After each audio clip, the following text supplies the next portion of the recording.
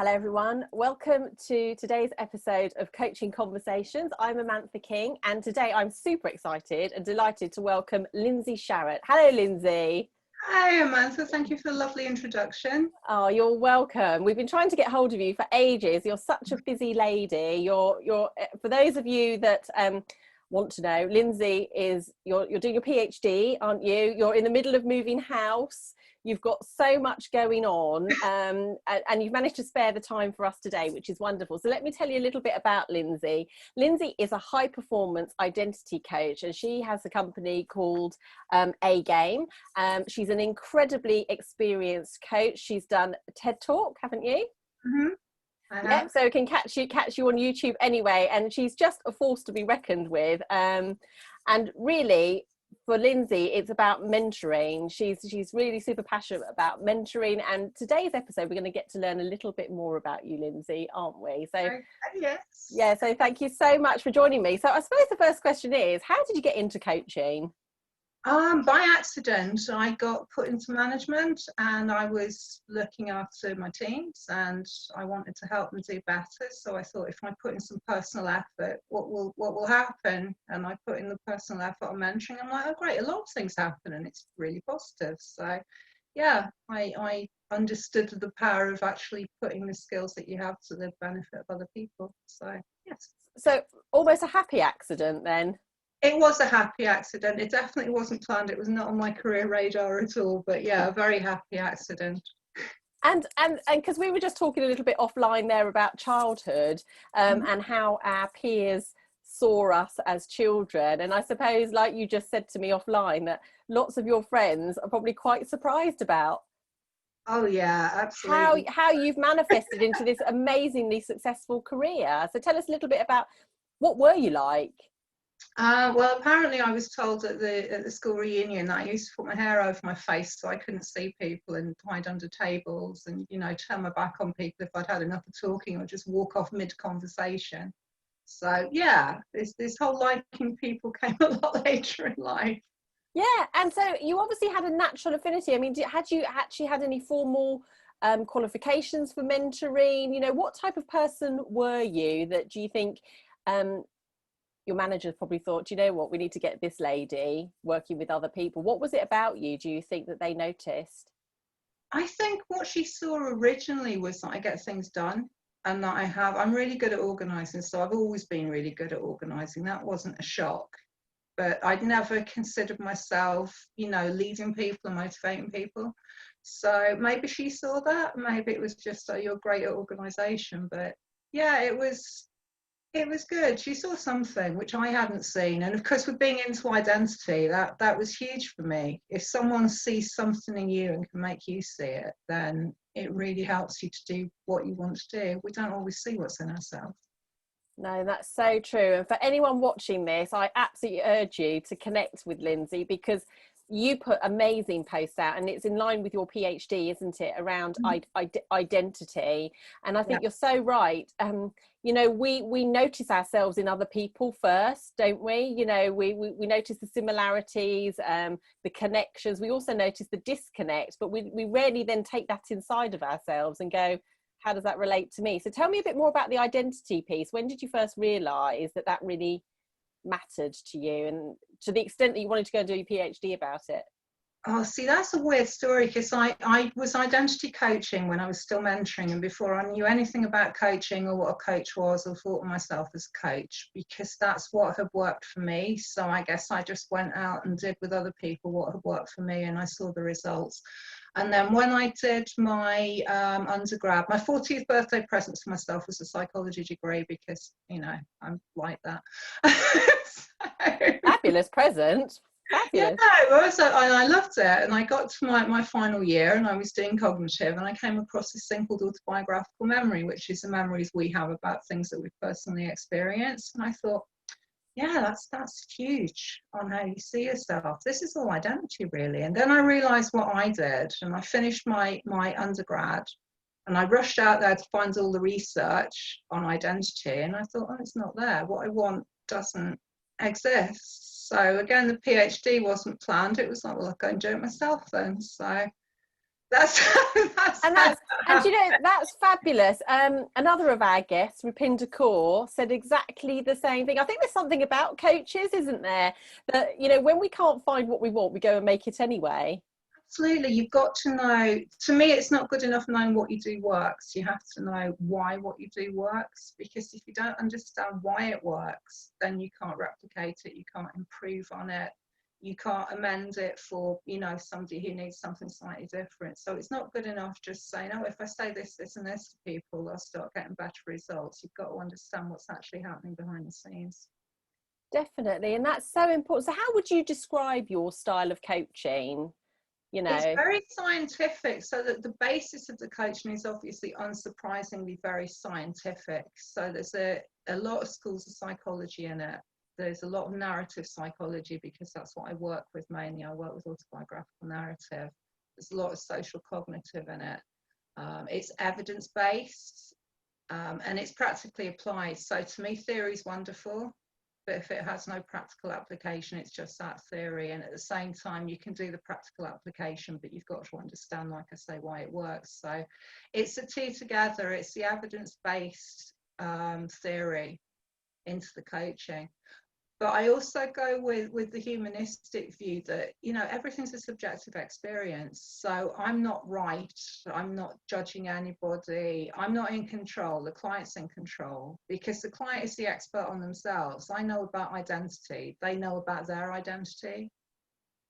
And they know, if they draw it out, where it came from and what's good for them and what's bad for them. So what I am is a toolkit for other people to empower themselves. I'm no, you know, look at me, I'm going to come in and save you or fix you. I can't bear people saying, oh, I fix people. No, you don't. no, because the reality, we know that that's just not possible, is it? We don't have that innate power to fix people. People can only fix themselves, because they are ultimately the ones who are in control. Absolutely, you need to be a toolkit as a coach. You also need to actively listen to what they're saying and think about why they're saying it. So I think that's huge. It's no good me sitting there and thinking I know all the answers before I've even gone into it, because I don't know the questions. No, and isn't it fascinating? Because I'm sure, you know, like you, I mean, so if we were to say to people watching this, if I imagined I was your client and I was coming to you for the first time, might I be coming to you because I feel stuck in some way? You know, what would be the classic things that I might be, you know, presenting with, and then you would help me with? What sort of, how would you work it? Yeah, sure. So a lot of people who come to me are stuck. They're stuck because they haven't got the confidence to do what they want to do. I see lots of things like imposter syndrome. I see self-sabotage. I see difficulty managing people or being managed. I see people who think, I want to be here, but I'm not good enough to be here. But they have no reason, you know, that you would see on a CV for thinking that they couldn't do it. So a lot of confidence issues, a lot of frustration with, I've tried to do this. And a lot of them are really highly successful. So they've already achieved a lot. And then they get to this certain point and they're stuck in it. And then they start kicking themselves because they're like, well, you know, I've got to here, I've been really good. And then their confidence starts to suffer more because they're thinking, why can't I get through this myself? Exactly. And that's the identity piece, isn't it? I think they probably have had lots of strategies to sort of cover over it, just get round it, but then it pops up in a way that's almost like a block, isn't it? And like Absolutely. you say, to be stuck. And so yeah, so that's definitely a similarity between our styles of coaching, but that's really fascinating. And so when you think about, you know, when you're working with your clients, you and I have talked on many occasions that, you know, about how important values are, and in terms of bringing those out for people and in the work and the way that we do coach people. What would you say your key values are in this role that you've adopted for yourself? Okay, so number one, definitely integrity. So I won't work with anyone I can't help. If someone comes to me with a sort of problem that looks like it might be my thing, but it's obviously not down to identity, I'll refer them. I think you have to have integrity in everything you do. You can't do coaching for money. You have to have a passion for your business. And yeah, passion is the second one. because I care about the solution. I care about getting the theory right. I care about saying the right thing for everybody that I work with. And I don't believe without loving what I do as I do it, I could do it, because it's very involved. It's when I did my undergrad, I wanted to do autobiographical memory for my final year project, and all the lecturers were saying, no, don't do that, that's really difficult. It's not the easiest thing to research, and it's not the easiest thing to work with. So passion, definitely. And I think the third one will be dedication. So there are no fast solutions for an identity that's built up over years. I can't push a button. I can push a button and give you some insights. I can't push a button and make you suddenly immediately a different person, because we grow into who we are, and it's constantly developing. So I think dedication to making sure that everybody I work with gets the solution that they need. Yes, that's wonderful. And there's so much integrity in those three things, isn't there? In integrity, passion, and dedication. So tell me a little bit more about autobiographical memory, because that sounds wow. That sounds like, I mean, that would lure me in, definitely. It is interesting. So if you think about how you see yourself, the view that you have of yourself, how do you do that? The only way that you can do that is by looking at the things that have happened to you. So an autobiographical memory is a memory of an experience that you personally had that lasted less than a day. So a lot of the groundwork that I did with my experiments was giving people cues, standard autobiographical memory test, and seeing what came back from the cues that you gave them. And then beyond that, you go into self-defining memory. So that's, I think you've seen some of my PhD studies. The self-defining memory is memories that you would use to describe yourself to another person. So if you said to me, Lindsey, what memories do you have that tell us about who you are and that you think reflect who you are as a person? That's self-defining memory. Wow. A sort of subset of autobiographical.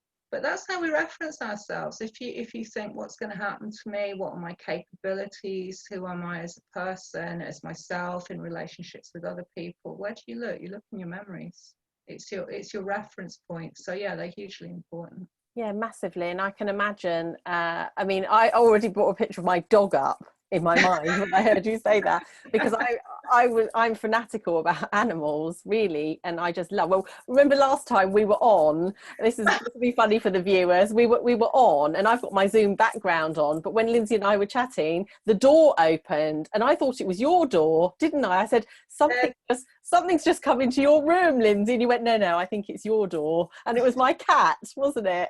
It was your cat going on the act. Cat got in on the, she was trying to get in just now, actually. But the reality is, you're right, it's those things. And in my work, I hear that come out in people's language, you know, the L of NLP, the linguistics. And you hear people, you know, who walk in and say, no, I'm really confident. And then in their language, the next 3 or 4 sentences aren't confidently constructed sentences. They're saying what's unconfident about them. So I think you're so right. It must be fascinating, and you must take quite a good look at yourself when you're doing that. Oh, I have analysed myself so many times since I started doing this. I do all my own research on myself as well, because I think, you know, I'm not going to put it out on the poor and suspecting general public unless I've done it, because I think that's a bit of a con, really. And I see a lot of people who talk the talk, and then, as you say, it's not necessarily deliberate. People will think I am confident, and then if you do what you do, because I know you're NLP and you're heavily into the linguistics, if you listen to the language, what they think about themselves consciously isn't the same as what's coming out in the language. No, and it's that disconnect, isn't it? And you go, hang on, the body language is, yeah, that looks all okay, but what you're actually saying isn't marrying up. So yes, it is fascinating, and I love the idea. And I think this is maybe one of the myths about coaching. You know, for people who've never had coaching, sometimes they can think that it's for people who are broken. You're actually saying quite the opposite. These are high performing individuals, very successful, who are stuck. And why wouldn't you unstick yourself? Absolutely. And it's very hard sometimes from the inside to see why you're stuck.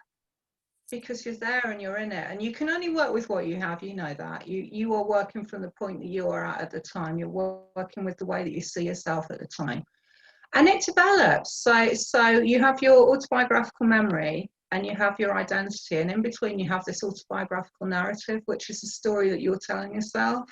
And that's what I work with mostly, because it's very hard to access memory and it's very hard to access identity directly, because that's a bit, people know who they think they are. And then you look at the narrative that's in between. The two good things, that's kind of an easy way to approach it, because people will tell you their own stories and how they see their story, and then you can draw out the story through the memory and then draw out the identity through that.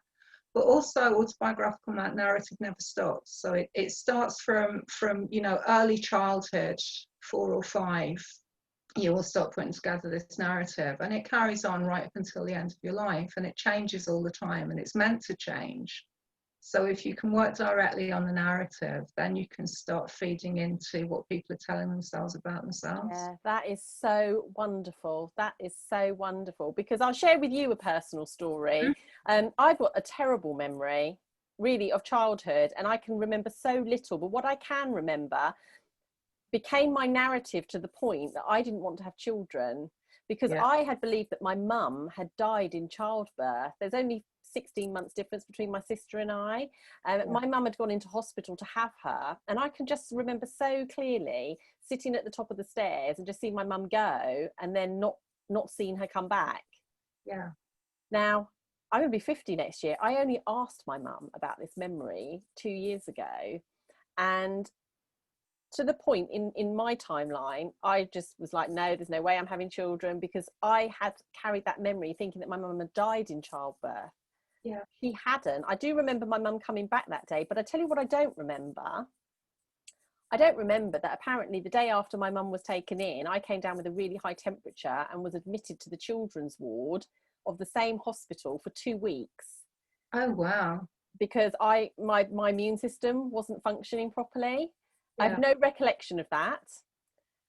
And the power of that memory, I actually went and had NLP myself to change the narrative around, no, it's okay to have a baby, nothing bad's going to happen to me, to the point that I didn't even go and see the theatre on the hospital tour. So you're so right. The power of what you tell yourself, or what you believe to be true.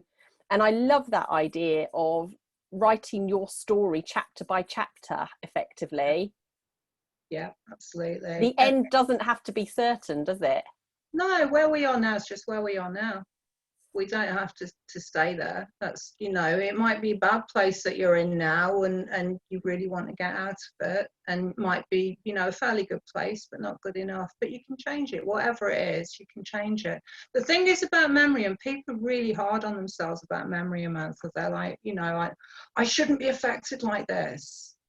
And they also try and do the whole, let's just talk about it cognitively. So as you say, yourself that your mum came back and was back, but the memory was still affecting you, because you've got a cognitive level and you've got an emotional level. We've got different systems. So you can tell yourself, this is why I struggle with affirmations as being the be all end all. You can tell yourself what you want. You can, at a conscious level, you can believe what you're telling yourself. But if what's happening in your life isn't reflecting that, then there's different stuff you've got to work on. The other thing as well is memory's constructed. So we think we have memories. We think, I have a memory of this thing, and it comes back and it's a memory, and then it goes away, tidily packaged, and comes back the same. And it doesn't. Every time we remember something, we reconstruct it. So I have a brilliant memory of sitting in my cot, in my buggy at a year old. Now clearly I can't remember back that far. You don't remember back that far. What I remember is a picture that my mum has in a photo album of me sitting in a buggy in Stratford-upon-Avon. But to me, it's a memory. I can remember it. I can remember sitting there and looking out over the river. And my brain absolutely does not know that is false. So what we remember is as real to our brains, as, whether it happened or didn't happen. And that's so true. At the moment, I'm doing something around visualization, and how you know, some people loathe role play, don't they? You can see them sort of like, they're sort of, oh, cringe. But your brain loves role play, doesn't it? It loves those neural connections and forming ideas, trying stuff out. And so you're absolutely right. For anyone who's a fan of that series Life on Mars, which I just watched with my daughter, and Ashes to Ashes, which is about someone in a coma but who has this other life that the brain has constructed, it just proves that concept, doesn't it? That, you know, this is so powerful, this 3 pound of muscle in our head, but actually we don't have as much control over it as we think we do. And that's really interesting, isn't it? We don't, and it chugs on all by itself doing its own thing, and you might think you're, you know, going one way and it might be going completely another.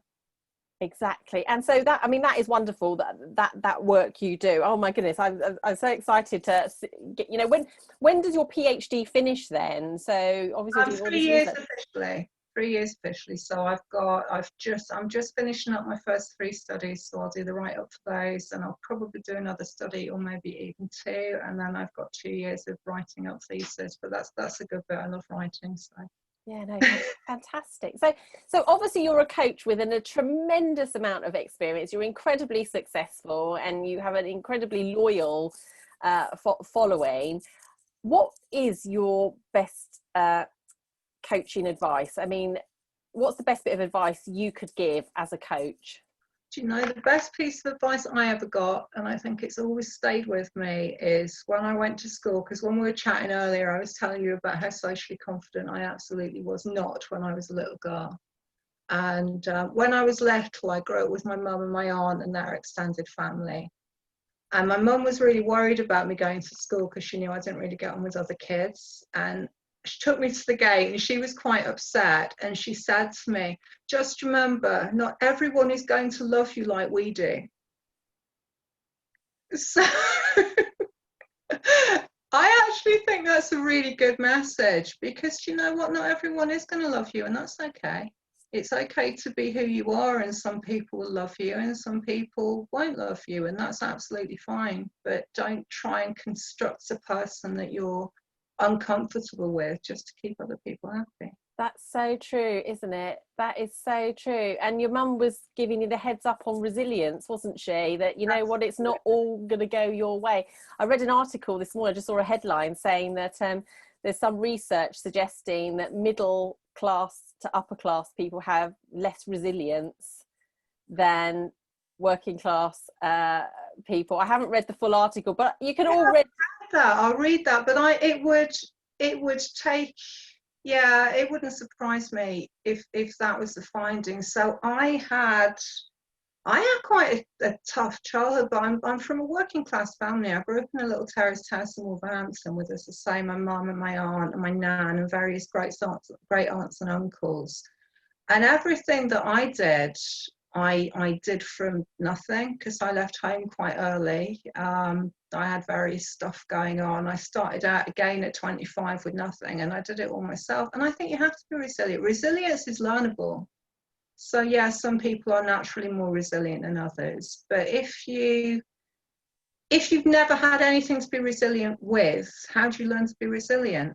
If you've had everything very, very easy, it's very difficult sometimes if you get, you know, a huge setback. So in a lot of ways, I'm actually really glad for all the challenges I have, because now I'm tough as old nails. You know, I know what I've been through already. There's not much you can throw at me that I don't think I can get through. I agree completely. I have talked about this a lot with my daughter. She's going to be 15. And you can imagine girls, 15, the whole teenage situation, plus the current situation that they're going through. There's a lot of tension. I think there is generally for teenagers anyway, isn't there? And I just always say, be true to you. You're running your own race, you know, and, you know, that's all you can do. That really is all that's you can do. Advice. So I think at the moment as well with COVID, you've got the perfect storm. You've got COVID and you've got social media. So kids are restricted in a lot of ways from seeing each other in the situations that they normally would. But then on top of that, you've got, then they go on social media, and there's loads of research on your social media personality is not generally your personality. You construct an avatar of yourself and you put it on social media. So they haven't got the normal outlets for being them and having the normal discussions. They've got their own little perfect avatars that they've created on social media, and they're stuck in a very artificial world at the moment. It's so true. It's just one of the, it's just one of the real negatives, isn't it, you know, to the world they live in now. You know, I think it's negative for adults as well, because I think adults do also construct, you know, whatever narrative we're already telling ourselves, we, like you've just said, we just construct a different narrative, but that's not real either, is it? No, everything's a narrative. So people looking for the real narrative. There is no real narrative. It's subjective. Your narrative is what you tell yourself, and you can change that in various ways. You can look for subjective evidence objective evidence to change it. You can subjectively analyze it yourself.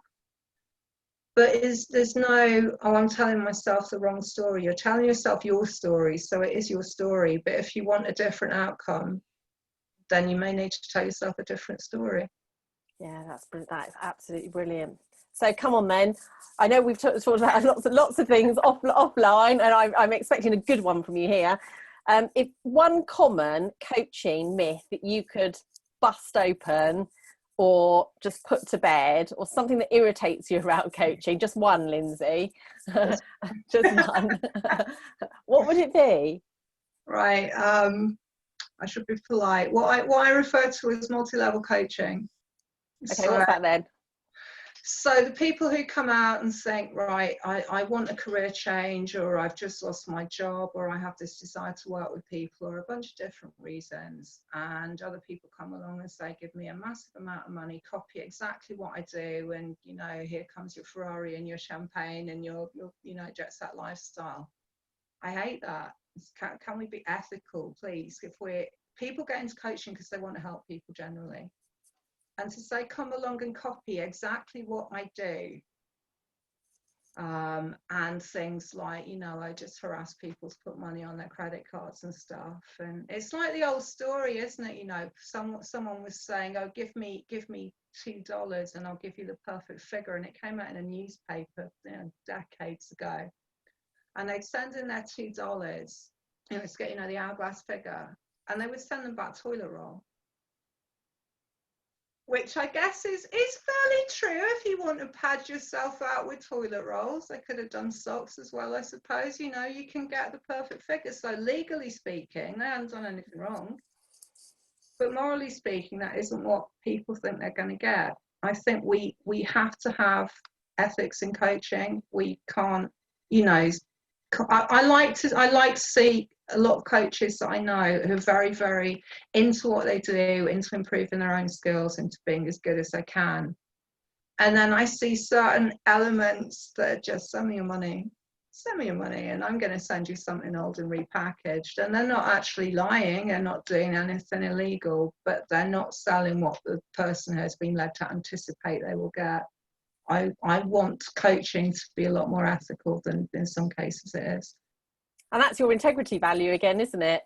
It is, and that's really high up in my identity. So if I say, the first thing I say to people is describe yourselves, you know, tell me about you, and tell me about your values, tell me about your skills. And integrity comes out pretty early with me, but I've always been like that. I don't like fakery, I don't like scamming, I don't like people doing anything in a non-committed way. I think do what you do to the best of your ability, and you're doing a disservice to your clients if you don't. Well said. No further comment. Well, I agree with that, and I think it's preying on people who are vulnerable, and I think it just lacks integrity. I think be clear, you know, be honest with people. And we've spoken, didn't we? We spoke before about, you know, we have that big heart, you know, it's like teachers, isn't it? You know, it's a way of life, really. Yes, it pays the bills and puts food on the table, but it's so much more than that. And actually, you know, for example, when I've been poorly, I would rather rebook a client than sit in front of them and only give 75% of what good looks like. No, absolutely. I'm with you on that. I won't work if I'm off my game. If I've got too much other stuff going on, I won't. That's why you've not seen much of me online, because while I'm doing all my writing and my PhD stuff, I know I'm not giving it 100%. So I won't work with people when I can't give it 100%. No, and I think that there's not a lot of that around, and we talked about before, didn't we, about people doing stuff for free, that it's free and then there's a catch or something like that. But I love that about you, Lindsey, and I would concur with that myself. So now we're going to have a dinner. What's your favorite time of day to nourish yourself? Is it breakfast, lunch, or dinner? Definitely dinner. Dinner girl. What would be your favorite dinner? Oh, that's a difficult one. I like so much. Do you know what? If I'm working pizza, because I can have a slice of pizza in one hand and my pen in the other, and I do still write a lot by hand. Yeah, I know, it's terrible. My mum goes mad. Oh, it's good to hear that your mum's still telling you off. Oh yeah, I'm 49 and my mum's still telling me off. When Perfect. I was in Scotland, she used to ask if I had a vest on when it was cold, so it's nice. Exactly, she'll always be your mum. Always be your mum. So dinner, pizza, baby, and if you were to have 3 of your ideal guests, and these could be anyone, people that you just would want to spend an evening with. They can be famous, they can be alive, they can be no longer with us, family, anything at all. Who would your 3 be and why? Oh, I'd love my nan back. My nan, as I said, we were a working class family. My family worked in the foundries. My nan was at home. She had health issues, but she'd been a grammar school girl, and she was phenomenally intelligent. And so when I was like 3 or 4, she was teaching me French. She was teaching me the piano when I was 5, and she had all these skills and abilities, and she was so smart. But because of the generation, she was born in 1916. Because of the generation, she never got a chance to do anything with it, and she died just before my 7th birthday. Oh. I know, and I'd love to sit down with her now and say, you started this, you started my love of learning, and I think I get the intellectual stuff from her. And She lit a fire in you by the sounds of it. She did, and I credit her really highly for that. Aww. She was amazing. So I'd love to see her now as an adult. What's her name? Sally. Oh, right. So we'll just definitely put Sally at the head of the table then. Yeah, definitely. That's her spot. Oh, that's lovely. And it's that, isn't it? Those childhood memories. She wasn't with you for that long, but she's put a thumbprint on you, hasn't she? Yeah, and huge impression. And who else would you have? Love to meet Einstein, because do you know Einstein couldn't speak until he was 4? No, I didn't know that. Could not speak until he was 4, and then obviously because he had certain things that he was interested in and not, he got told he was lazy at school and he'd never amount to anything. And then when he graduated, he couldn't get a job for I think a couple of years. It was quite a long time that he was trying to get somebody to employ him. And it's like, so there's this brain, this phenomenal brain and all this talent, and nobody believed in him apart from him. Do we know why he couldn't speak till he was 4? It's an actual syndrome. A lot of people don't. Wow. So I've heard it referred to now as Einstein syndrome. Obviously it wasn't then, but a lot of children don't speak. I think he didn't speak at all until he was 4. Didn't speak in sentences till he was 5. Just maybe observing. Was he just observing? Yeah, quite possibly. Taking it all. Fascinating though, isn't it? I was the other way. So I chatted from a really early age. I could read when I was 2. Because I taught myself to read from the family washing machine, courtesy of my nan, because I was a strange child, but I didn't walk. And everybody thought there was something wrong with me, because I never crawled at all. So I just sat about until I was like 12, 13 months old. And people were saying, there's something wrong with that child, she doesn't walk. And then one day I just got up and walked, because obviously I felt like it then. Yes, yeah, there was no motivation probably up until that point. Didn't need to crawl. I didn't need to crawl. Probably with that. And then I probably wanted something knowing me, and I couldn't reach it. So then I'm like, well, just get up and walk. Stood up. That's amazing. That's amazing. So we've got Nan at the head of the table, Einstein to her left or right. Obviously, you're in the mix as well. Who else would you have? Do you know? I'd love Margaret Thatcher. I know Okay, I said I don't wow. talk about politics, but I'll talk about her because in a lot of ways she caused problems. In a lot of ways she inspired people. So she had this this belief in equality of opportunity. And that inspired me when I was, say, 8 or 9, because she was saying it doesn't matter where you come from. If you want to get on, you should be supported to succeed. So equality of opportunity is huge for me. But of course, she neglected the social side. A lot of people can't see the social side. You have to consider identities individual, identities relational, and identities group as well. So you have to take the whole lot all in together. So I'd love to sit and speak with her about, you know, what if you looked at what you believed about individual opportunity and looked at community opportunity alongside it, and leveling up across the country in all the different areas. And my Nan and Einstein would probably enjoy that conversation as well. Exactly. Your Nan she'd be like running the show. She'd go, hang on a minute, got something to say about that. I mean, that is really interesting, isn't it? Because the things like the poll tax, you know, the things, you know, shutting of the mines and things, those things really contracted communities, didn't they? They did, and that's where the impact was. So she looked at what she could do, and I think she genuinely cared about individual opportunity.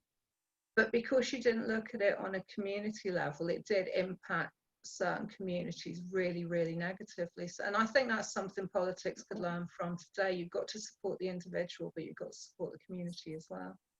Exactly, because one relies on the other, doesn't it? And absolutely. You can't have one without the other. Communities are made up of individuals, and individuals live in communities. You know, unless you're living in a hut somewhere on top of a mountain, you live in a community that you're part of. Exactly. And although you may not call on the community as often as maybe some other people, it's important. I think the thing I found interesting about the 80s was just that whole belief that anything was possible. We sort of took on a bit of an American attitude, didn't we? You know, do you remember like the yuppies with their fire packs? You could tell we're the same age. You remember the same things that I do. I miss that. I miss the spirit of I want this and I'm going to work for it. Yeah. I expect to be supported to get it, but if you'll support me, I will work for it and I will get it. And look what benefit I can provide to you with the skills that you've let me get. Yeah. And it was almost a way of life, wasn't it? It was like, what do you mean you don't think like that? What's wrong with you? You know, come on. You know, that massive brick mobile phone that you would have carried. Well, no one would have it in your car, wouldn't it? The only people who had a mobile phone had it in their car. Oh, those things were awful. Yeah, and you used to drive along, you know, chatting on it as well. It was like, oh, please. And now, you know, you wouldn't get away with that now. But yeah, my first mobile phone was a Motorola Independent, the one that you could actually bring out of your car and into your bag. And it literally took up my whole handbag. It was like... Get you. It wasn't mine. I got it through work. They were stupidly expensive then. I don't think today's generation could realise how expensive it was to have a mobile phone. So when I got a job that I got a mobile phone with, I was like, "Oh, look at me! I have a mobile phone." Yeah, it's just look how far we've come in so many technological ways, but look how far we haven't progressed inside of here. That's a massively important point. Technology is coming on exponentially, and psychologically, in some ways, we're going back because we're challenging ourselves and we're not addressing a lot of the core issues that underlie that. Exactly, and I think that the technology, the whole thing about your pseudo personality, the difference between the two is just so vast. You know, most people wake up and they sort of subscribe to who they are on social media, not the person who just woke up in bed. You know, they don't relate to that person who just woke up in bed. It's the person on social media. But yeah, I mean, those were great times. I look back on the 80s, 90s, girl power, Spice Girls, all of that with absolute joy. I think we were, you know, anyone who's watching this, and I'm sure there'll be lots of 40, 50, 60 somethings who will also equally remember the 80s and 90s with joy. Joyful, genuinely. Joy is not there now, and I would like to get that, but obviously we have to foster an environment in which people can be joyful, because there's no point being joyful if everything around you is not joyful. Exactly. If it's not real, if it's fake, well, that comes back to the social media thing, possibly, doesn't it? So I'm just looking at my next question. So I think we've almost covered this, but we might as well go for this next one anyway, which is, so with that in mind, looking at where we are now, coming back to that whole identity and the narrative of you can only do with what you're in now, that's all you can change. What do you think the world needs more of now, and why? Self-belief.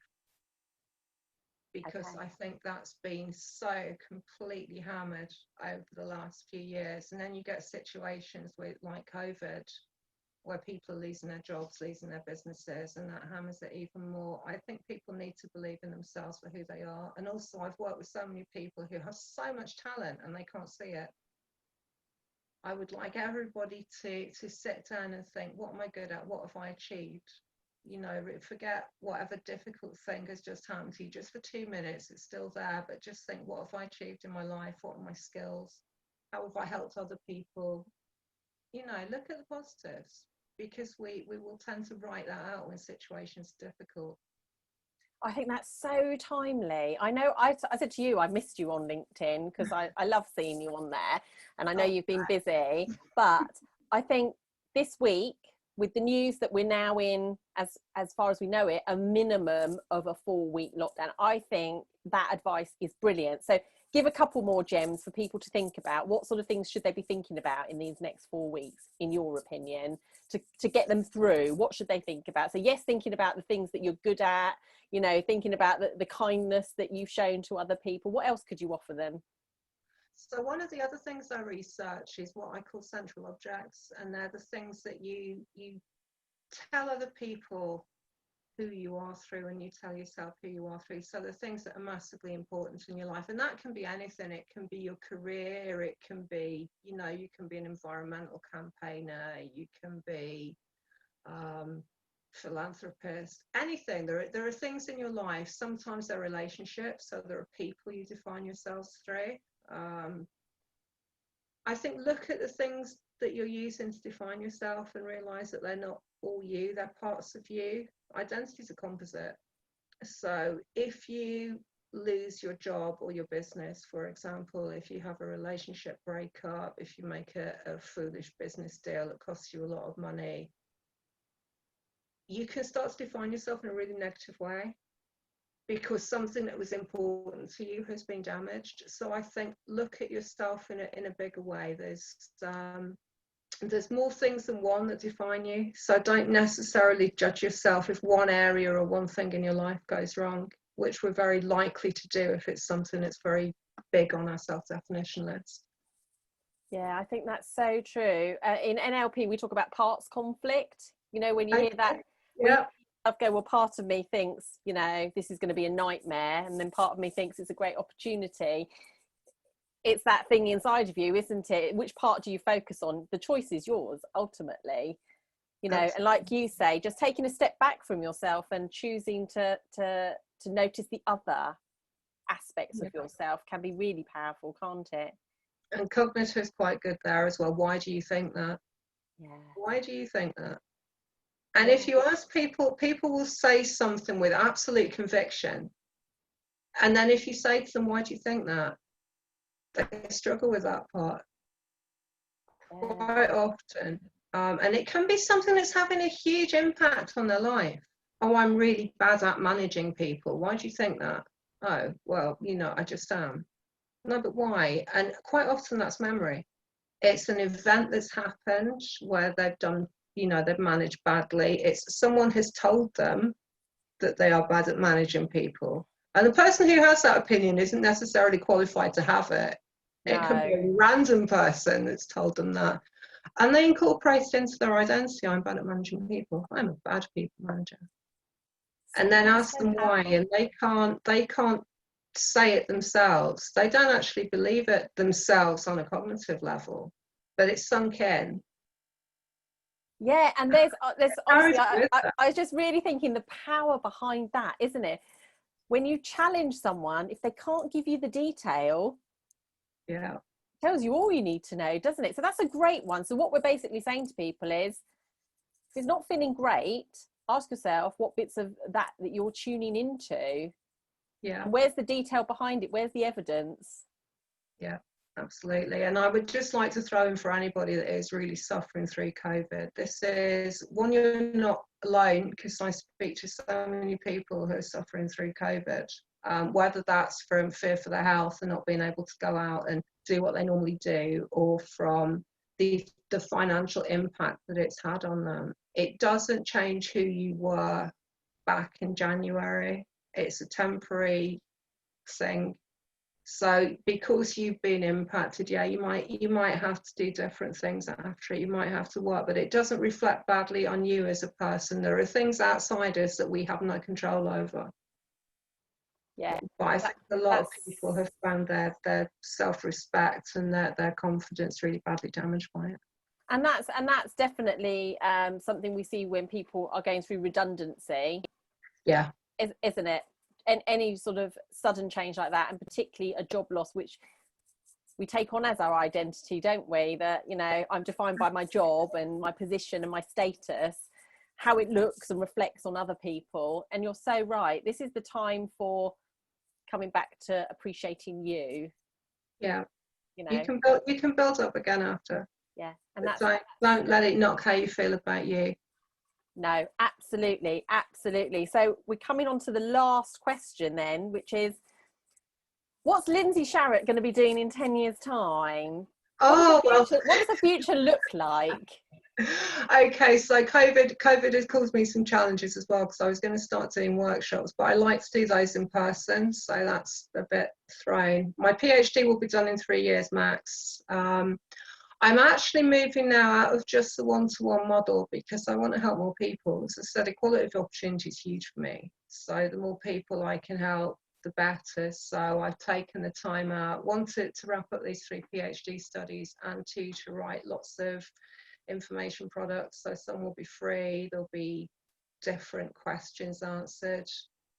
I want to put that together. So I want to grow that. I would like to train people in my coaching method, so that it's not just me, there are other people who can do that. And definitely I want to start doing workshops again when we come out of the COVID lockdown. So yeah, because that little girl at the school gate has got all that knowledge and wisdom to share with so many people. Your TED Talk is amazing. I think it's one of the first things I saw that drew me to your profile on LinkedIn. I was like, wow, who's that woman? She never mentions she does a TED Talk. No, I don't. I did do a TED Talk. I do like speaking. Probably, yeah, in the 10-year plan you can throw in some keynotes as well. But I want my PhD before I really push that side. Yeah, and I love that about you. You're just experiencing life, aren't you? You're going for it. You're doing everything. You're moving house. You've got your mum and your auntie. You're sorting them all out, and it's just brilliant. You've got your horses as well, haven't you? Just the one, but yes. Yeah, amazing. You're just filling up your cup, aren't you? And I love that. I mean, you have to. Life's sometimes really awful. Life does rubbish things, and as I say, you can't control all of them. You've got to take what you can from it, and you know, I find it more satisfying if you're helping other people at the same time. I don't get that much of a buzz from look what I'm personally doing and getting. Yeah. I get more of a buzz from saying, oh, look how this person's doing that I work with. Yeah, so, and that is wonderful. So we're going to be in your company for a long time yet, and the fact that you're so willing to share that and to leave that legacy is so important, because that is part of those values, that integrity, the passion, the dedication, that you're not just keeping it for you want to share it and make it available to other people. So thank you so much for being that kind of person, because the world needs more people like you, definitely. So as we bring this to a close, can you believe it, Lindsey? That was very fast. Coming to the end. So how can people be in touch with you? What's the best ways for people to get to know you, to connect with you? Happy to connect on LinkedIn. I'm not snobby about, you know, I'm just going to pick connections for this, that and the other. I connect with pretty much anybody on LinkedIn who's interested in my work, and that is literally just Lindsey Sharratt, or you can email me at lindsey@againgroup.com, and againgroup.com is my website as well. Yeah, and that's wonderful. So thank you so much for squeezing the time for me to have your time. I really, really appreciate that. I love everything that you do. And like I said, I can't wait for you to be back posting on LinkedIn. I But will definitely be back. Thank you for inviting me, Amantha. I've really enjoyed this. oh no, my pleasure. Well, let's make sure we have more, because I think you have so many interesting things to say, and I think anybody watching this will think, actually, this part of me, what part of my story am I carrying around with me that doesn't help me? Or is there a part of my story that I should be carrying around with me that could be really useful to me? So thank you so much for introducing us to that whole concept of identity coaching and using it to do brilliant things. So for now, thank you very much, Lindsey. Thank you, Amantha. Thanks. Bye. Bye.